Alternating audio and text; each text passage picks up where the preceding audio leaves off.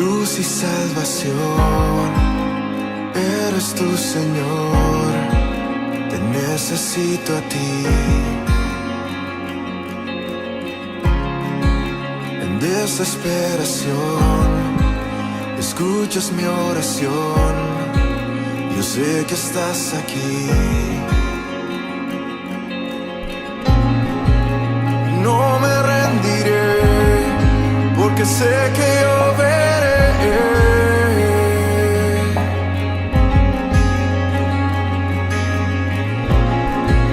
en todo su esplendor la bondad de mi Señor aquí en la tierra, porque bueno es Dios y su gran amor obra en mi favor sin límites. En debilidad fuerzas Él me da y me llevará de gloria en gloria.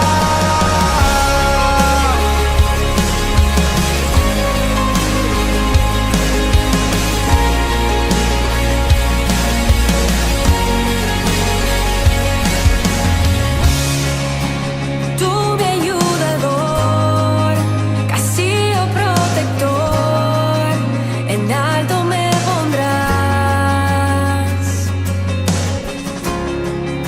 Acércame a ti, enséñame a vivir y hacer tu voluntad.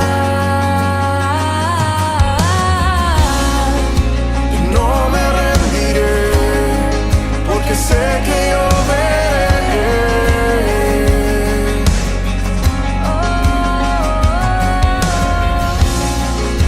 en todo su esplendor la bondad de mi Señor aquí en la tierra, porque bueno es Dios y su gran amor obra en mi favor sin límites. En debilidad fuerzas Él me da y me llevará de gloria en gloria. Milagros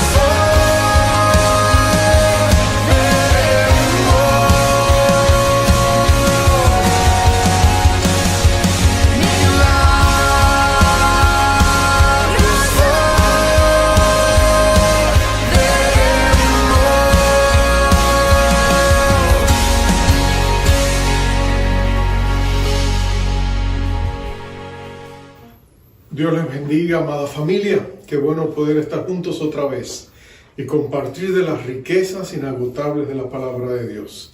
Y estamos en el libro de Efesios, que es una de las cartas más hermosas, mi favorita, pero es una carta que está llena de fortaleza, de esperanza y de consolación. Y yo quisiera invitarte a abrir la palabra de Dios al capítulo 4 del libro de Efesios. Vamos a continuar donde dejamos la semana pasada, pero vamos a leer del verso 7 hasta el 16. El tema es Cristo, el centro de nuestra vida. Y dice así la palabra de nuestro Dios. Pero a cada uno de nosotros fue dada la gracia conforme a la medida del don de Cristo. Por lo cual dice, subiendo a lo alto, llevó cautiva la cautividad y dio dones a los hombres. Y eso de que subió, ¿qué es? Sino que también había descendido primero a las partes más bajas de la tierra. El que descendió es el mismo que también subió por encima de todos los cielos para llenarlo todo. Y él mismo constituyó a unos apóstoles, a otros profetas, a otros evangelistas, a otros pastores y maestros, a fin de perfeccionar a los santos para la obra del ministerio, para la edificación del cuerpo de Cristo, hasta que todos lleguemos a la unidad de la fe y del conocimiento del Hijo de Dios, a un varón perfecto a la medida de la estatura de la plenitud de Cristo, para que ya no seamos niños fluctuantes, llevados por doquiera de todo viento de doctrina por estratagema de hombres, que para engañar emplean con astucia las artimañas del error, sino que siguiendo la verdad en amor, crezcamos en todo, en aquel que es la cabeza, esto es Cristo, de quien todo el cuerpo, bien concertado y unido entre sí, por todas las coyunturas que se ayudan mutuamente, según la actividad propia de cada miembro, recibe su crecimiento para ir edificándose en amor. Vamos a orar. Padre amado, qué precioso es estar contigo y reconocer que tu presencia está con nosotros. No importa la distancia, tú siempre has prometido que estarías con cada uno de tus hijos todos los días. Así que yo sé que en este instante, Señor amado, tú estás con mis amados hermanos y tú estás con nosotros. Y nada ni nadie nos puede separar de tu inmenso amor. Yo te pido que de una manera especial tú bendigas a mis hermanos que escuchan este mensaje, que cada corazón que está abierto en este instante para recibir tu palabra sea lleno de tu gracia y de tu poder. Señor, que si hay dudas, tú fortalezcas la fe. Que si hay temores, Señor, tú los espantes con tu amor. Que si hay luchas y batallas, Señor, que tú le des la fortaleza que solo viene de ti y el valor para enfrentarlas y los recursos para solventarlas. Yo te pido que en el nombre poderoso de Jesucristo tú los guardes en el poder que hay en tu nombre y pongas un cerco de protección alrededor de cada uno de ellos. Padre, guárdalos en el poder que hay en tu nombre, porque hay poder en el nombre poderoso de Jesucristo y en su bendita sangre. La ponemos sobre ellos y sobre nosotros en el nombre precioso y maravilloso de Jesús, nuestro Salvador y Rey. Amén. Amén. Amén. Jesús, 2000 años después, su nombre todavía evoca sentimientos a veces encontrados. Millones que le adoran, otros que no quieren escuchar su nombre, otros que usan su nombre para maldecir. Pero el nombre de Jesús es imborrable, puede ser controversial, pero jamás podrá ser ignorado. Napoleón Bonaparte, que conocía a hombres, en una ocasión uno de sus generales de nombre Bertrand le preguntó acerca de Jesús, sorprendido de que el gran Napoleón tuviera a Jesús en alta estima. Y estas fueron las palabras que le dijo Napoleón. Él le dijo: yo conozco hombres y te digo que Jesucristo no es un mero hombre.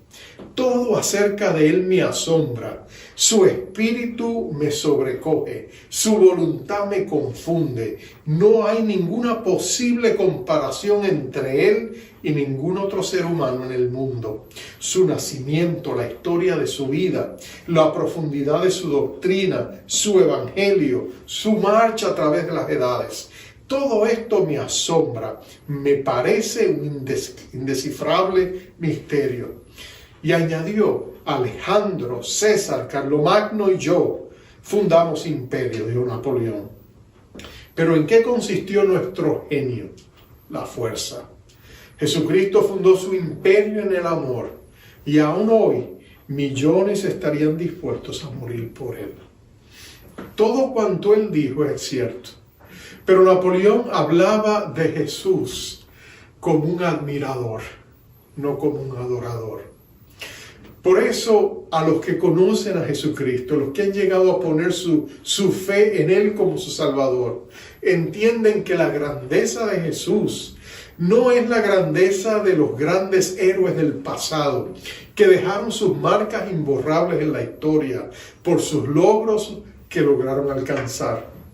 La grandeza de Jesús para el creyente nace no solo por la obra que Él hizo en la cruz del Calvario y el poder de su resurrección para bendecirlos a ellos y hacerlos hijos e hijas de Dios, pero la grandeza de Jesús es personal. Es la grandeza de saber que Jesucristo es una realidad viviente, que Jesús está vivo, que Jesús está con nosotros, que su perenne presencia sigue siendo aquello en lo cual nosotros podemos agarrarnos y conectarnos, porque Jesús nos dio una promesa infalible. Esta es la promesa que Jesús te dio. Te dijo: estaré contigo todos los días hasta el fin del mundo. Y esa es una promesa que tú te puedes apropiar de ella. Fue la promesa que hizo que un gran misionero dijera en una ocasión: es la promesa de un caballero, la palabra de un caballero. Y entonces él dijo, estoy hablando del gran misionero Livingstone, él dijo: esa promesa ha permitido que yo pueda servir al Señor en el corazón de África por todas estas décadas, sin ver a ninguna otra persona, amiga, porque yo sabía que Él estaba conmigo. Su presencia le infundió fuerza, le infundió vida. Y de eso se trata, el hecho de que Jesucristo está con nosotros. Y Jesucristo nos prometió estar con nosotros. Eso nos lleva inmediatamente a entender que hay una cristocentralidad en nuestra vida, porque nuestra vida, si somos adoradores de Dios, tiene que estar centrada en la vida de Jesús. De los labios de Jesús, como relata el gran apóstol Juan, él dijo en una ocasión: porque al Padre le había placido que todos honren al Hijo como honran al Padre. Y estoy citando a Juan 5:23. El que no honra al Hijo, no honra al Padre que me envió, dijo Jesús. Así que es esa centralidad, es la vida de Jesús la que nos permite a nosotros vivir nuestra vida sabiendo que Jesús está bien cerca de nosotros, que Jesús está más cerca de nosotros que la piel que tenemos puesto, que su presencia espiritual no solamente está con nosotros, está también en nosotros por medio de su Espíritu Santo, que tú y yo somos templos, santuarios de esa divina presencia, y nosotros podemos vivir la vida sabiendo que podemos hablar con Él, abrirle nuestros corazones, clamar sus promesas a un Dios que está a nuestro lado y que nada ni nadie nos puede separar de su amor. Esa era la realidad y la experiencia del apóstol Pablo. Cuando el apóstol Pablo escribe esta carta, y en todo lo que él hacía, tú ves un cristocentrismo en su vida. A los filipenses él le diría: porque para mí vivir es Cristo. Y esa frase, aunque él le añadiría: y morir es ganancia, pero es esa frase: para mí el vivir en Cristo, es lo que te dice que en la vida de este hombre, Jesucristo jugaba el papel predominante en todo lo que a él concernía.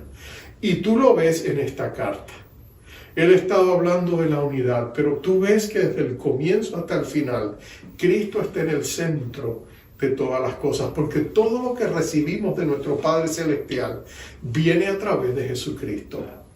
Como Jesucristo mismo le había dicho a Natanael, Él era la escalera a través de la cual el medio, el modo, el canal a través del cual las bendiciones de Dios y las promesas de Dios llegaban a nosotros. Citando el pasaje de Jacob en el Antiguo Testamento, cuando él tuvo aquella visión de aquella escalera que subía al cielo, a Dios sentado en su trono y ángeles que bajaban y descendían, Jesús dijo: yo soy esa escalera. Eso te habla de que Jesucristo está en el centro de todo. Y tú lo ves a través de las edades en hombres y mujeres de Dios que vivieron agarrados de Jesús, porque todo lo que enfrentaban, lo enfrentaban con el valor santo de saber que Jesucristo estaba con ellos. Recuerdo a San Patricio, como nosotros le llamaríamos, el famoso evangelista que fue a Irlanda a llevar el mensaje de salvación de Jesucristo. La obra de este hombre en Irlanda fue increíble. Reyes vinieron a Jesucristo, milagros fueron vistos, multitudes vinieron a Jesús. Pero cuando tú te acercas a la vida de él y tú recuerdas por lo menos una de sus oraciones, la oración famosa de Patricio, lo que le llamaban, se conoce como la coraza de Patricio, dice en parte esta preciosa oración: Cristo conmigo, Cristo al frente de mí, Cristo a mis espaldas, Cristo dentro de mí, Cristo sobre mí, Cristo a mi mano derecha, Cristo a mi mano izquierda, Cristo en el castillo, Cristo en la carroza, Cristo al timón, Cristo en el corazón de cada hombre que piensa en mí, Cristo en la boca de cada hombre que me habla, Cristo en cada ojo que me mira, Cristo en cada oído que me escucha, y continúa. Pero tú puedes ver que para él la vida entera se trataba acerca de Jesús. Y Pablo toma esa misma temática. Y él en el libro de Efesios, y en estos versos en particular, él pone a Jesús en el centro de todo. Si tú notas, lo primero que él dice, y este es mi primer punto, es que Cristo es la cabeza de este cuerpo, de esta eclesía o iglesia que él está edificando. Él usa la analogía, Pablo usa la analogía del cuerpo. Él nos está diciendo que la iglesia no es una organización religiosa. Él nos está diciendo que la iglesia es un organismo que tiene vida. Y la vida que tiene es la vida de Jesús. Y Jesús es la cabeza. Te habla de ser el agente gobernante. Que Jesús es el Señor de su iglesia. Que Jesús decide y dirige y guía a su iglesia por el camino que Él quiere llevarla. Que Jesús esté en el centro de todo de su iglesia. Y que nosotros debemos estar conscientes de esa verdad. De hecho, Él dice, mira, Jesús prometió edificar la iglesia. Él dijo, yo edificaré mi iglesia y las compuertas del infierno no prevalecerán contra ella. Y lo que Jesús está diciendo es que al edificar su iglesia, Pablo dice, Él lo hizo porque cuando Él subió a los cielos, Él dio dones a su iglesia. Él estableció su liderazgo levantando hombres o dones en forma de hombre en 5 diferentes oficios o capacidades que Él usaría para edificar su iglesia. Y aquí nos menciona ese ministerio quíntuple. Dice que Él levantaría apóstoles, Él levantaría profetas, Él levantaría evangelistas, Él levantaría pastores y maestros. Y que a través de ese ministerio combinado, Él llevaría su iglesia al lugar donde quería hacerlo. Entonces, Él como la cabeza sería el que llamaría a estas personas. Pero no solamente a estas 5 diferentes categorías de ministerios, sino que la meta sería de que cada creyente, habiendo recibido de la gracia de Dios, estarían capacitados y entrenados para hacer la obra del ministerio. Si tú hablas con algunas personas hoy día, ellos te dirían, bueno, ya no hay apóstoles, ya no hay profetas, los evangelistas vienen periódicamente, quizás 1 o 2 veces al año a predicar a la iglesia, porque los mensajes son evangelísticos. Realmente lo único que nos queda son pastores y maestros. Pero yo te diría que pensar de esa manera sería cometer un gravísimo error. ¿Está usted diciendo, pastor, me vas a preguntar que todavía hay apóstoles? Bueno, déjame explicarte lo que dice la palabra de Dios. El don apostólico se muestra en las Escrituras a través de por lo menos 3 diferentes categorías. En otra manera, habían 3 diferentes tipos de apóstoles. Está el Señor Jesucristo, Hebreos 3:1 llama a Jesús el apóstol y sumo sacerdote. En otras palabras, Jesucristo es un apóstol, pero Él es un apóstol único en su género. En otras maneras, nadie es comparable a Jesús en su apostolado. Él es el apóstol de la salvación. Él es el mensajero, y no solamente el mensajero, sino el mensaje de la salvación. En otras palabras, como Jesucristo no hay más apóstoles. Pero también la Biblia nos habla de que hubo un grupo específico de 12, a quienes ya Jesús llamó para que estuviesen con Él, nos dice Marcos 3, para que estuviesen con Él y para enviarlos a predicar. Ese grupo selecto de los 12 llegó a ser un componente fundamental en la vida de la iglesia. Y ese grupo selecto es irrepetible. En otras palabras, De esa categoría ya no pueden haber más apóstoles, porque una de las características de ellos es que esos 12 hombres estuvieron con Jesús desde el principio de su ministerio. Y por esa razón, porque vivieron con el Señor Jesús y fueron entrenados directa y personalmente por Jesús, esos apóstoles son únicos. Cualquier persona que se levanta hoy y dice yo soy el 13º apóstol, está engañándote, porque no hay más apóstoles como esos. Sin embargo, en el Nuevo Testamento se ve una tercera categoría que es un don apostólico. En otras palabras, era un don donde tú consideras a estas personas y a quienes se les dé ese título, y hay por lo menos casi 21 personas que se mencionan como apóstoles, incluyendo a Pablo, a Silas, a Andrónico, a Tito, a Timoteo, a Bernabé, a Junías y a otros que se les llama apóstoles. Ellos tenían el don apostólico.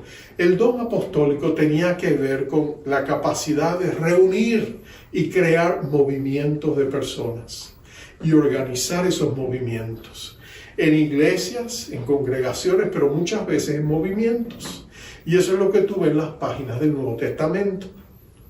Mi sentir es que ese don apostólico está presente en el cuerpo de Cristo hoy, y tú lo puedes ver a través de la historia. Cuando tú ves los hombres o mujeres que Dios usó en ciertos momentos históricos, tú ves ese don apostólico en ejecución. Por ejemplo, la Reforma Protestante, tú piensas en hombres como Lutero, piensas en hombres como Zwinglio, piensas en hombres como Calvino. Tú ves esos grandes movimientos que Dios trajo a través de estos pilares y tú miras las vidas de estas personas y es evidente que ellos tuvieron el don apostólico. Tú miras los grandes avivamientos y aunque hubo grandes evangelistas en ellos, tú también ves ese don apostólico.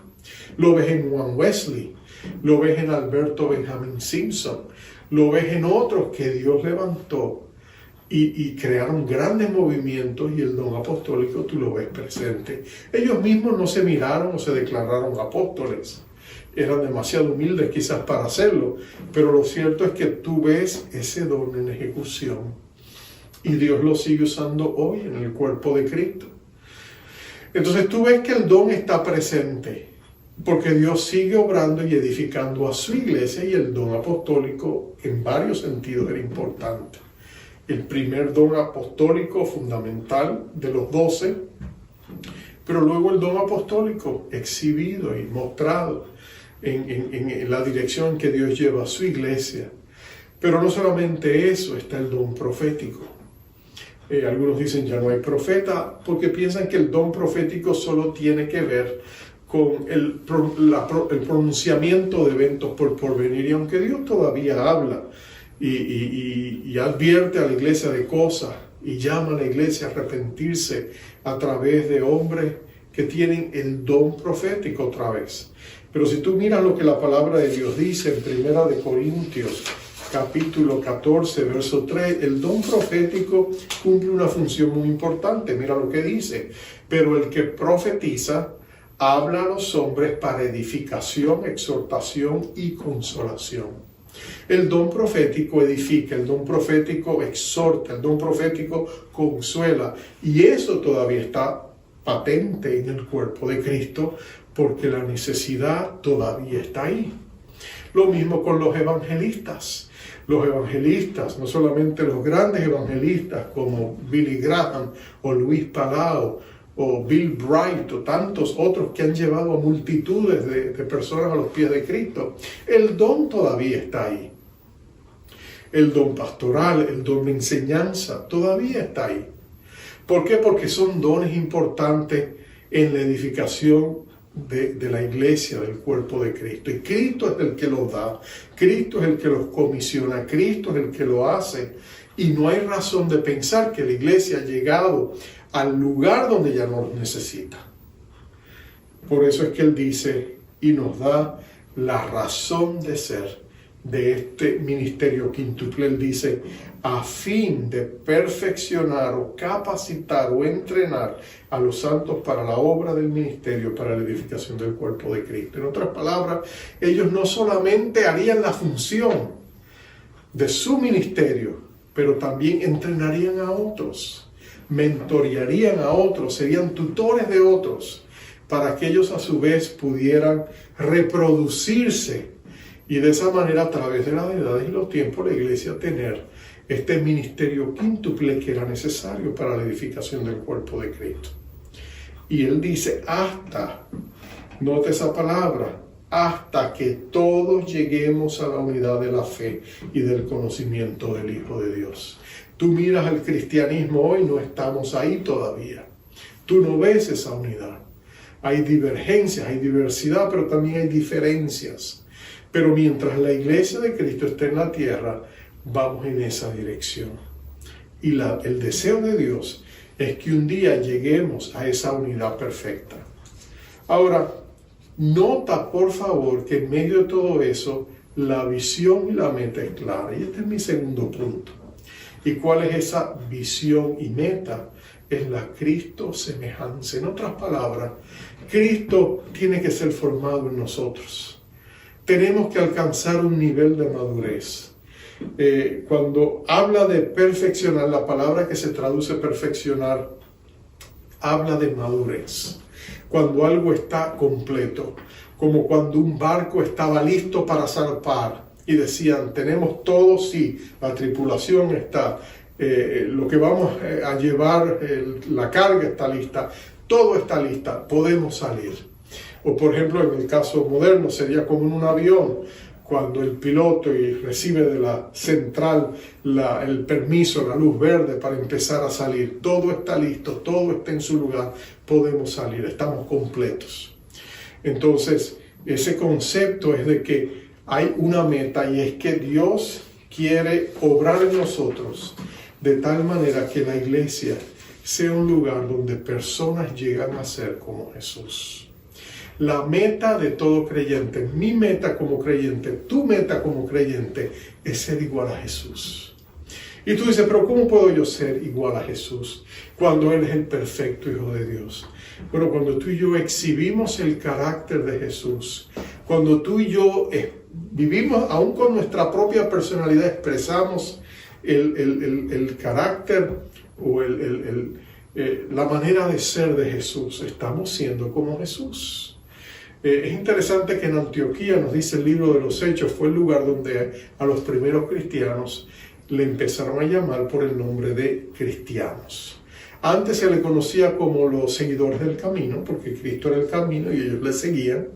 O también a veces se le llamaba discípulos, un pensamiento muy judío, donde se hablaba de aprendices, de personas que estaban aprendiendo a ser como su rabino, como su maestro.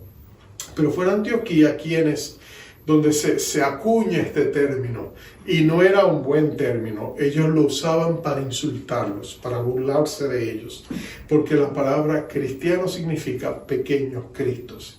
Y lo que la gente decía de manera burlona, mira, estos cristianos se creen que son como su Señor, como su Cristo. Entonces le llamaban Cristos en miniaturas. Pero era una manera insultante, es como llamarle a alguien un revolucionario de bolsillo, ¿no? Es una manera insultante, ¿no es cierto? Pero nota que los discípulos lo van a tomar como una medalla, lo van a tomar como un trofeo, van a decir, sí, somos cristianos, queremos ser como Jesús, anhelamos ser como Jesús, queremos conocer a Jesús, queremos conocerlo tan profundamente que queremos parecernos a Él. Y cuando tú estás consciente de que la presencia de Dios está contigo y tú buscas a Jesús en su presencia, tú eres transformado a imagen y semejanza de Él. Cuando tú lees la palabra de Dios y tú lees la Biblia y la palabra de Dios que tiene poder y vida, habla a tu espíritu y habla a tu corazón, y tú sientes esas palabras y sientes la emoción de que esas palabras Dios te está hablando a ti a través de su palabra, y tú buscas cumplir esos mandatos que puedan estar ahí, o tú te llenas de esa hambre y de esa sed por todo lo que la palabra de Dios dice. Si tú quieres clamar sus promesas y obedecer sus mandamientos, inmediatamente Dios está operando en ti a través de su palabra. Esto es un libro vivo, tiene vida, y cuando tú la lees se te transmite. Entonces la oración, la presencia de Dios nos da vida. mirando a cara descubierto, decía Pablo, como en un espejo la gloria del Señor, somos transformados de gloria en gloria por el Espíritu del Señor. Recuerdo el famoso pintor Holman Hunt. Él quería pintar a Jesús y cuando se lo dijo a sus amigos se rieron de él, porque él no era muy religioso. Tú vas a pintar a Jesús, tú eres el menos indicado para pintar a Jesús. Y él decía, sí, yo sé, pero yo siento que algo dentro de mí me dice que yo tengo que pintar a Jesús. Pero ¿cómo le vas a pintar?, le preguntaban sus amigos llenos de escepticismo. Si tú nunca le has visto, tú no tienes ni idea de cómo es él. Entonces él dice, pues tengo que irlo a conocer. Voy a leer los evangelios, lo voy a buscar allí. Y donde quiera que él esté en los evangelios y en Getsemaní o en el Calvario, allí tengo que ir y verlo. Y cuando lo vea y capture su esencia, entonces lo podré pintar. Y a medida él entró en esa lectura profunda de los evangelios y empezó a pensar en lo que la vida de Jesús representaba, él terminó pintando aquel famoso cuadro de Cristo tocando a la puerta. Y tú ves a Jesús con su linterna llegando en una noche oscura y tocando una puerta para que lo dejaran entrar. Y tú ves la humildad de Jesús. Como dice Apocalipsis 3:20, yo estoy a la puerta y llamo.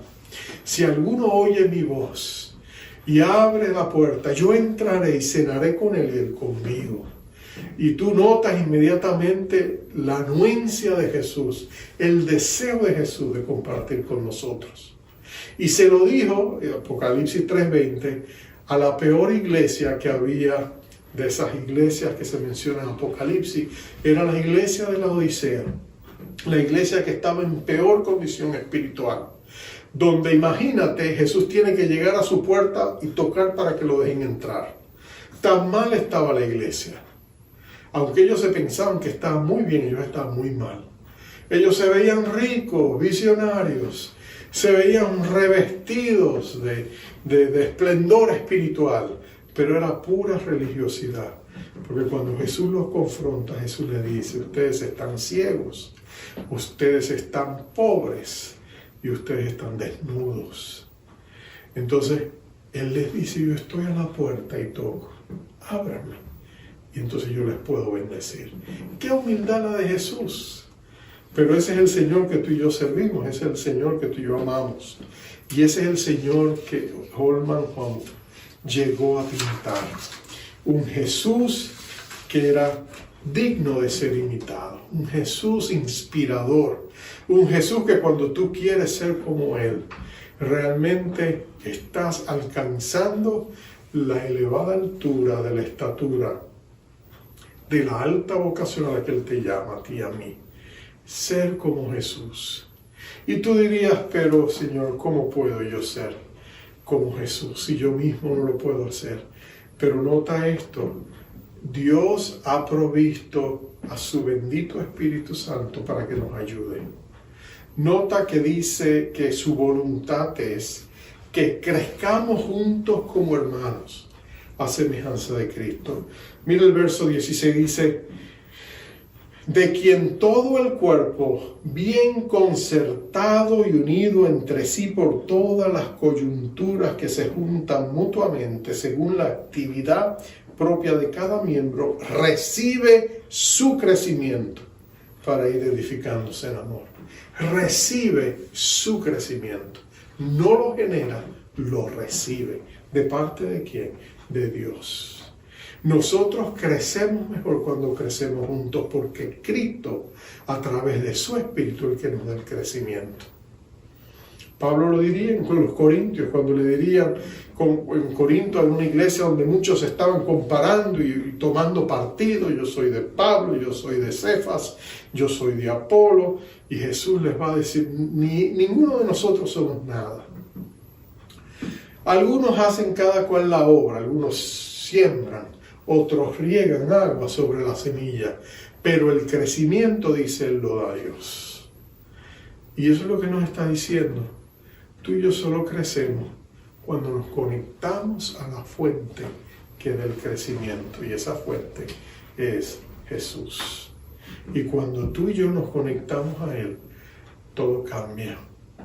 Sí, Por muchos años yo crecí con la idea equivocada de que Dios me había llamado a servirle a Él. Que mi llamado era servir a Cristo, trabajar para Cristo, hacer la obra para Cristo. Pero en medio de toda esta pandemia Dios me hizo consciente de una profunda realidad. Dios no nos llama a trabajar para Él. Dios nos llama a trabajar con Él. En otras palabras, Jesús está aquí y tenemos que conectarnos para que de su poder, de su gracia y de su gloria, a través de nosotros podamos hacer la obra que Él quiere que hagamos. Eso es lo que nos está diciendo este bendito pasaje. Dios nos da el crecimiento cuando nosotros servimos conectados unos con otros y estamos bien conectados a la cabeza, que es Cristo, porque Cristo es el centro de todo en nuestra vida. Y cuando tú lo entiendes, todo cambia. Termino con esto. Recuerdo uno de los predicadores que nunca conocí, pero llegué a admirar a través de sus libros. Eran dos hermanos. Era A.J. Gordon y su hermano D.S. Gordon. Ambos eran pastores, grandes amigos de Alberto Benjamin Simpson, pero ambos pastoreaban en la ciudad de Boston. Y estos dos grandes pilares de la iglesia allí fueron usados por Dios en diferentes congregaciones, pero es A.J. Gordon el que nos cuenta esta historia. Él estaba una vez trabajando en uno de sus sermones y se quedó dormido sobre su escritorio en su estudio. Y dice que en ese momento, mientras él estaba allí, tuvo un sueño que cambiaría la trayectoria de su ministerio. Y el sueño fue de la manera siguiente. Él soñó que estaba predicando a una iglesia llena. No había un asiento vacío. La iglesia estaba llena de gente. Esa no era su experiencia en ese tiempo, pero se llenó de gozo viéndose predicar. Y él está predicando cuando de pronto él ve que alguien que él no conoce entra y está buscando asiento. Y uno de los diáconos de la iglesia se levanta y le dice: por favor, y sienta al invitado. Y él se va a la parte de atrás. Y él termina de predicar, pero mientras él predicaba había algo en la mirada de esta visita, de este invitado, que él se encontraba, que miraba a todo el mundo, pero tarde o temprano sus ojos se posaban en él y no podía quitarlo de él. Termina el mensaje, hace la oración, la iglesia se levanta después del servicio, todos se van y cuando él va a buscar a ese invitado no lo encuentra. Y entonces busca al diácono que él conocía y le dice: oye, ese invitado, el que tú le diste tu asiento, ¿tú lo conoces? Oh, sí, yo lo conozco, le dice su diácono. Yo lo conozco, sí. ¿Y quién es? Él le dice: pues es Jesucristo. Y él dice que en sus sueños dice: oh, cuánto me hubiera gustado hablar con él. Dice: no se preocupe, él va a estar aquí la próxima semana. Y de pronto Angie dijo: cuando yo predico, yo no predico a la audiencia, yo predico a uno que es el centro de todo y su nombre es Jesús. Y dice que eso cambió radicalmente su ministerio. Le dio una fresca y nueva unción. Le dio una nueva perspectiva de mensaje. Y a medida él fue cambiando y buscando la presencia de aquel que era el centro de todo, su vida empezó a florecer, su ministerio empezó a florecer y tuvo un ministerio de impacto mundial. Porque él reconoció lo que a veces nosotros no reconocemos desde el ministerio, que el centro de todo no es nadie, sino Jesús. ¿Es Jesús el centro de tu vida, amado hermano, amada hermana? No te pregunto para hacerte sentir culpable o avergonzarte. Te pregunto para tirarte un salvavidas, como yo también lo he recibido. Porque si nos examinamos y nos damos cuenta de que el centro de nuestra vida no es Jesús, es una gran oportunidad para cambiar. Reconocer que tenemos un problema y es el 50% de la solución. ¿Por qué no hacemos hoy a Jesús el centro de nuestra vida? En nuestra denominación Alianza hay un famoso himno, Cristo solo.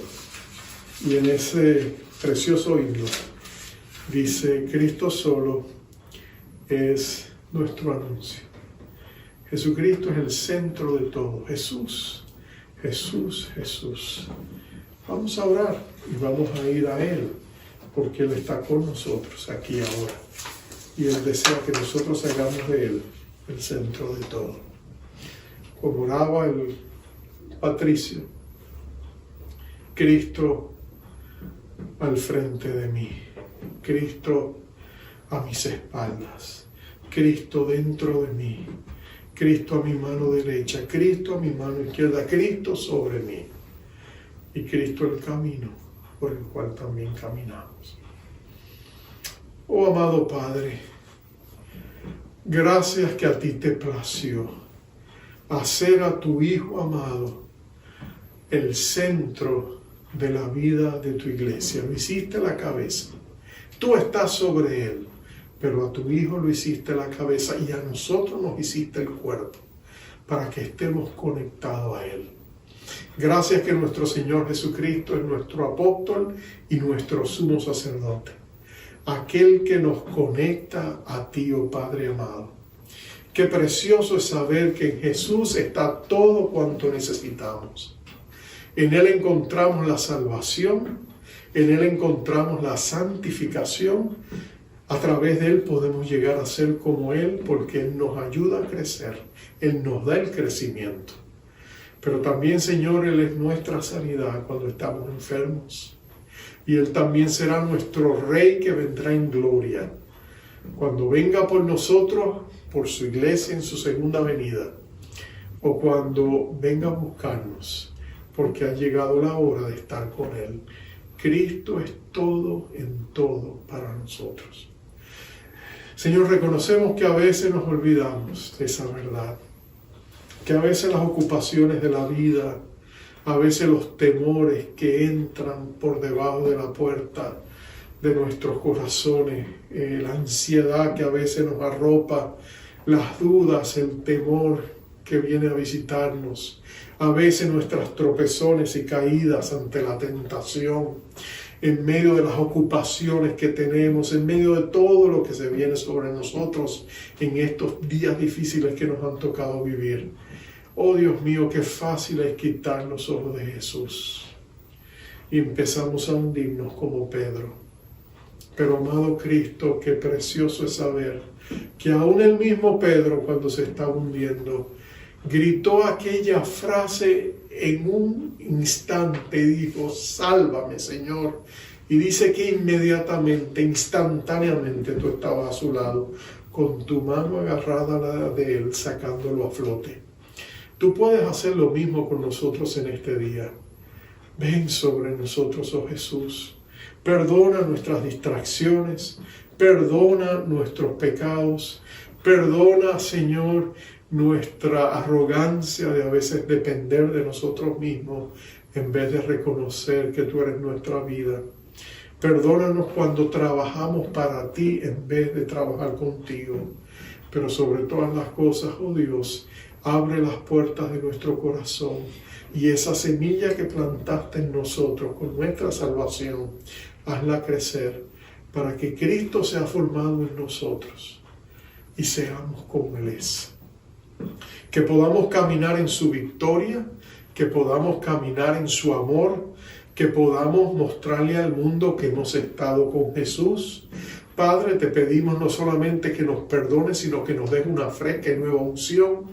Queremos oler a Jesús. Queremos que el mundo vea la luz que Él ha puesto en nosotros. Queremos que el mundo sepa y conozca que Jesucristo les ama. Y no solamente murió por ellos, sino que hoy vive para que ellos también vivan como Él es. Oh Dios, ayúdanos. Recibimos de ti esta bendición. Sigue obrando en nosotros tu querer y tu hacer. Ayúdanos a crecer y ser como Jesús. Lo recibimos por fe.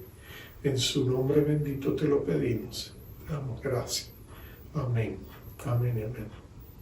Amados, te envío con esta bendición. Jehová te bendiga, te guarde. Jehová haga resplandecer su rostro sobre ti y tenga de ti misericordia. Jehová alce sobre ti su rostro y ponga en ti paz. Dios te bendiga. sentado en majestad, reinando tú estás.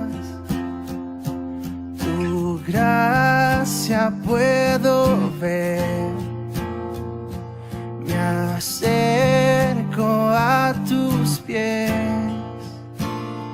Tu amor y tu bondad mi vida sostendrán. Mis manos alzaré, a ti me rendiré. Hoy y para siempre quiero conocerte. Muéstrame tu gloria, más de ti. Deseo tu presencia, ante ti me rindo. Quiero estar contigo, más de ti. Por pruebas pasaré, mas en tu amor persistiré. Tú has estado en mi lugar, en ti puedo confiar. Hoy y para siempre quiero conocerte. Muéstrame tu gloria, más de ti. Deseo tu presencia, ante ti me rindo. Quiero estar contigo, más de ti.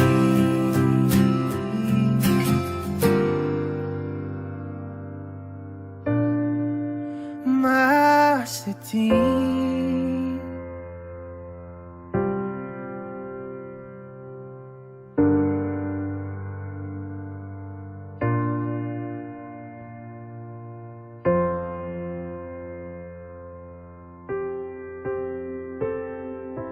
Te seguiré, por siempre yo te buscaré, te buscaré. Guíame a ti, te entrego mi corazón, mi corazón. Te entrego mi corazón. Solo a ti te seguiré, Señor. Solo a ti, solo a ti. Guíame a tus pies, Señor. Guíame a tus pies, Señor.